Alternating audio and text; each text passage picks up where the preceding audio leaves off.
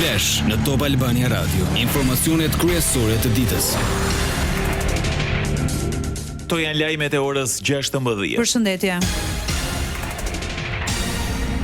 Aktivistë dhe qytetarë u mblodhën sot para SPAK-ut ku dorëzuan librin Albanian Files, që sipas tyre përmban materiale mbi shkelje dhe korrupsion të dyshuar në projekte infrastrukturore. Ata kërkuan hetimin e kryeministrit Edi Rama dhe deklaruan se dokumenti do të shërbejë si bazë për një kallëzim penal. Deri tani SPAK nuk ka reaguar mbi materialin e dorëzuar. Kryeministri Edi Rama është shprehur nga Forumi Evropian I Inovacionit dhe Sipërmarrjes ku po merr pjesë si drejtuesi I qeverisë shqiptare se ai ka dëgjuar dhe I konsideron shqetësimet e protestave në Tiranë, të cilët prej më shumë se një muaj mblidhen para kryeministrisë. Nga Düsseldorfi, Edi Rama u tha të pranishmëve se po përpiqet me shumë kujdes të kuptojë mesazhin e tubimit qytetar, jo duke më numëruar njerëzit që marrin pjesë në të, por duke dëgjuar shqetësimet e tyre. Sali Berisha I ndoqi nga Viena për plasjet para kuvendit mes protestuesve dhe policisë, por në daljen e parë para mediave pas kthimit nga samiti I Partive Popullore Europiane nuk nguroi të bënte fajtore policinë. Berisha thotë se protesta po synohet të delegjitimohet ndërkombëtarisht nga kryeministri Rama. Sot në orën 19 do të zhvillohet në Tiranë protesta e 32 të radhazi kundër qeverisë. Organizatorët u kanë bërë thirrje qytetarëve dhe diasporës të I bashkohen tubimit që nis në sheshin Skënderbej dhe vijon drejt kryeministrisë. Protestuesit kërkojnë tërheqjen e kryeministrit Edi Rama dhe kanë paralajmëruar se protestat do të vazhdojnë deri në përmbushjen e kësaj kërkese. Top Albania Radio. Detaje të reja janë zbardhur nga aksidenti fatal në autostradën Tiranë-Durrës ditën e djeshme ku humbi jetën e 36 vjeçari Radion Hasimi. Sipas raportimeve, shoferi dyshohet se ka pësuar një infarkt gjatë drejtimit të mjetit, pasi nuk janë konstatuar shenja frenimi dhe automjeti ka devijuar pa reagim. Viktima nuk rezultonte me shkelje në qarkullim dhe mjeti ishte në gjendje të mirë teknike. Në aksident janë përfshirë dhe 3 të mitur, njëri prej të cilëve ndodhet në gjendje të rëndë. Ilir Selmani, I dënuar me 26 vite burg për vrasjen e ish policit Santiago Malko, u shoqërua sot në apelin e posaçëm pas një seance të radhës që u shty për më 7 korrik. Selmani vijon të qëndrojë në arrest shtëpie, ndërsa gjykata pranoi kërkesën për ndryshim vendbanimi për shkak të kushteve të banimit. Selmani është pallur fajtor si pjesë e dosjes së klanit Duka për ekzekutimin e Malkos.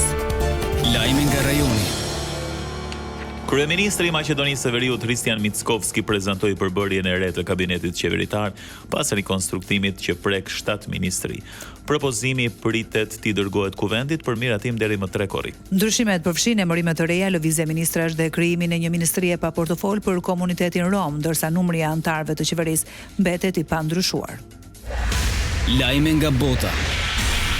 Disa persona kanë humbur jetën dhe shumë të tjerë janë plagosur nga një zjarr I fuqishëm në një pallat 10 katësh në Antwerp të Belgjikës. Flakët shpërthyen në katin e 8 duke detyruar evakuimin e mbi 200 banorëve. Autoritetet vijojnë operacionet dhe hetimet për shkaqet e zjarrit, ndërsa numri I saktë I viktimave nuk është konfirmuar. Franca do të mbajë zgjedhjet presidenciale më 18 prill dhe 2 maj 2027. Vendimi pritet miratohet zyrtarisht nga qeveria. Presidenti Emmanuel Macron nuk mund të kandidojë për një mandat të tretë radhazi sipas kushtetutës. Raundi I parë do të zhvillohet më 18 prill, ndërsa balotazhi më 2 maj 2027. Bilanci I viktimave nga tërmetet në Venezuelë ka arritur në 1943 të vdekur dhe mbi 10.500 të plagosur. OKB paralajmëron për një krizë të rëndë humanitare, ndërsa rreth 50.000 persona rezultojnë ende të zhdukur. Ekipet e shpëtimit vijojnë kërkimet, ndërsa komuniteti ndërkombëtar ka shtuar ndihmat për zonat e prekura. Nën presidenti amerikan J.D. Vance deklaroi se Shtetet e Bashkuara të Amerikës do ta gjykojë Iranin nga veprimet dhe jo nga deklaratat, duke theksuar se negociatat synojnë të vlerësojnë gatishmërinë e Teheranit për dëshime reale. Vance tha se Washingtoni po ndjek sinjale pozitive dhe negative nga Irani, por mbetet I fokusuar te rezultati përfundimtar, parandalimi I pajisjes së tij me armë bërthamore. Kryeministri izraelit Benjamin Netanyahu urdhëroi ushtrinë të shkatërrojë plotësisht infrastrukturën ushtarake të Hezbollahut në jug të Libanit, përfshir objekte të mbi dhe nën tokë.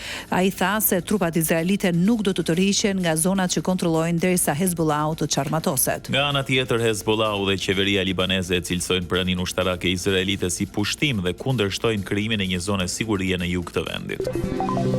Parashikimi I motit. Ditën e sotme moti do të jetë kryesisht I qëndrueshëm me kthjellime dhe vranësira kalimtare, pas dite priten rreshje të dobta shiu në pjesën më të madhe të vendit, ndërsa në zonat malore të lindjes dhe juglindjes shtrëngata të shkurtra me shkarkesë elektrike. Në mbrëmje rreshjet ndërpriten dhe moti kthjellohet. Ndoqet një përmbledhje kryesore të zhvillimeve të ditës. Edicioni informativ i radhës është në orën 17. Unë jam Edi Hallaçi. Unë jam Ersilda Doko. Kjo është Top Albania Radio.